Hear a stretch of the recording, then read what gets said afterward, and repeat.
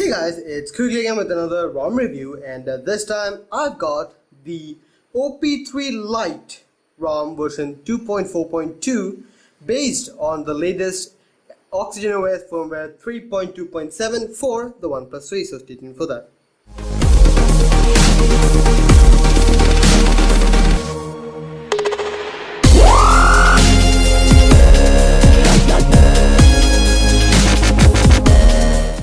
So guys, now I have previously carried out the same ROM, and it's matured in a lot of ways. Now OP3Lite is a very light based ROM, which I personally like a lot, and I have been really using this as my daily driver for the past day or so. And I have a new way of evaluating the ROM. I will be evaluating the ROM for one full day and going through the phases. I do go to college, so I will be using that. I will be testing out the battery life in my daily usage, and I will use it for the 24 hours. So that is how I have been using it. Let's get started now. First of all, what you would see here is the basics home screen, which I use is the Nova launcher, and it is working pretty fine. Let's get to the settings menu. In the settings menu, you can in the about phone page, you can see that it is based on the 6.0.1, which is the latest Android version officially available for the OnePlus 3. 7, alas, is not yet available for us, so yeah, that is there. So the OxygenOS version is 3.2.7, which has the September patches, which is less than ideal than I would expect. I would have liked to have the latest patches, but Oxygen has not been updated to the latest patches, so yeah, there we are stuck with that.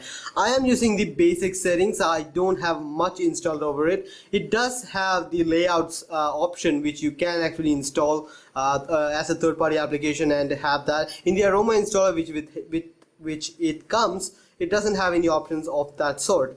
Let's get into the settings now. First of all, this is as basic as it is going to get with the OxygenOS. I mean, it doesn't really have a lot of extras from a lot of other ROMs like CyanogenMod and rest of the ROMs, but it will get your job done, and that is something which I will be going through. So basically, there is the alert slider, which works perfectly. There's no problem in that.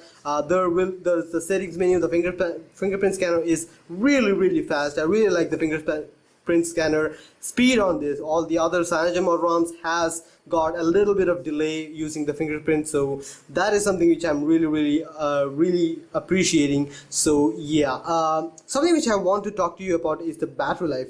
The battery life is amazing. Now you can see it's not much. I mean, it's only showing a little bit of my usage because it's been over 24 hours, but it's been a very good battery life. Now in the 24 hours of me using Resurrection Remix, which I thought was one of the best ROMs for the OnePlus 3 for battery life, for features and all that, it kind of at the end of the day, at the end of 24 hours, it gave me about 36% battery life left, but this thing has about 46% left, which is quite a lot. That is 13% more, and that is really cool. I really appreciate that.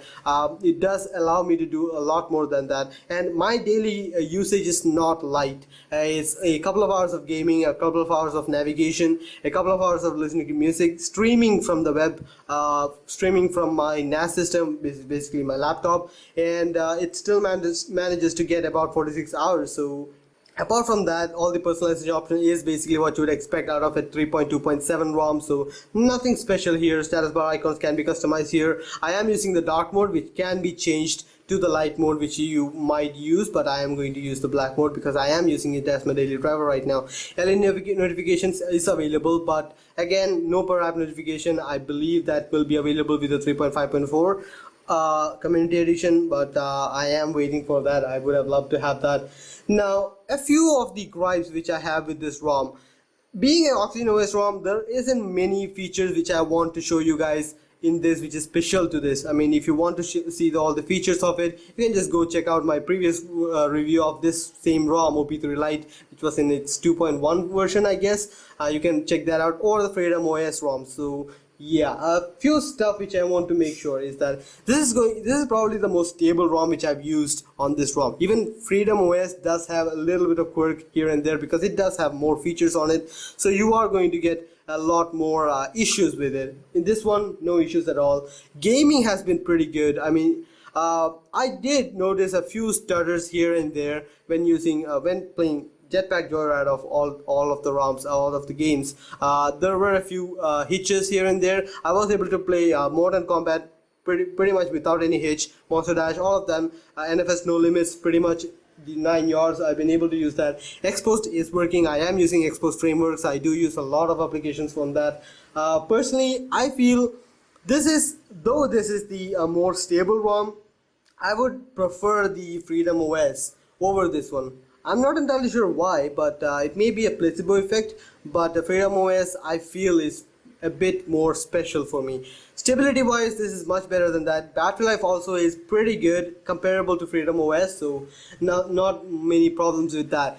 Now, the place where I live at right now, you can see the 4G LTE logo. It does have the 4G LTE signal almost everywhere I go, but in my college the LTE signal is pretty much non-existent in the CyanogenMod ROMs. I may get 1 bar of signal, but here on this ROM, in the same place, I am able to get 2 or 3 bars, so that is something of an improvement. And also when you change locations, it kind of hangs on to that signal. I guess that's an OxygenOS stuff. CM ROMs have always been slow with acclimating itself to the signal, so that is there.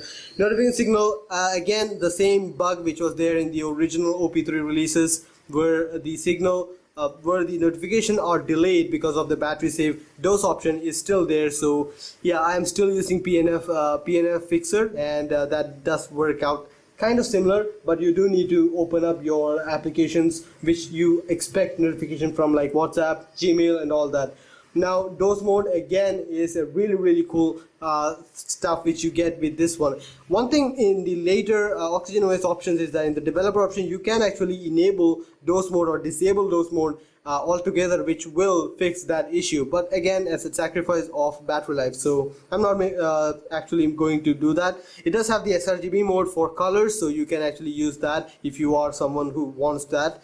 Now almost everything else is what you would expect out of the OxygenOS ROM, so nothing special in that. What I do want to say is that, in conclusion, it is one of the most stable ROMs which I've come across in the OP3 space, and I am really liking it for now. VoLTE again is a huge plus on a stock-based ROM which is OxygenOS. If you are going to use VoLTE, I would suggest you stick with OxygenOS ROMs rather than moving to CyanogenMod or a USB based ROM, because it does have a lot of issues. I mean, a bit of issues which might break your experience there. Now another thing which is available in this ROM is the multi-window support. So you do have multi-window, which is the crude multi-window support which was available with Marshmallow ROM, so you do have that. You can actually use that, and it is okay. It is usable in my opinion. Now with the signal, there has been a lot of issues with the signal with this phone where I am staying and in the college. But with this ROM on the CyanogenMod, I had issues. Like I would only get about 1 bar of signal, but this ROM did get me about 2 or 3 bars of signal all the time, and it also stays on the signal a bit more than the CyanogenMod does, so that does give you a bit more battery life than otherwise, so that is also really cool. Let me show you guys the Antutu benchmark score, which is actually pretty cool. So here is the Antutu benchmark score which I received, which is about 136,000, which is nothing to write home about, and it is probably lower than what you would be getting with other stock-based ROMs, but yeah, that is just a margin of error stuff, so this is basically exactly same as OxygenOS, so nothing special there. The boot animation is also exactly same as the OxygenOS ROM with the red logo and oxygen atom stuff, and nothing special in there. I'm not going to just reboot it now, so yeah, you guys have to live with that. So in conclusion, I would like to say that this is probably one of the more stable ROMs which I've come across in the OxygenOS or OP3 spaces. Not the most feature-rich ROM, but still, this is for personnel who likes to have their phone in the same pristine condition as they want it, so they are not going to get more updates. I mean, Freedom OS gets really lot of updates. It gets updated really always. I mean, and it's a full update that's about 1.6 gigs of data downloaded. This one only has about 900 megs, and even updating this is not going to cost as much as the Freedom OS one. So yeah, just so you guys know.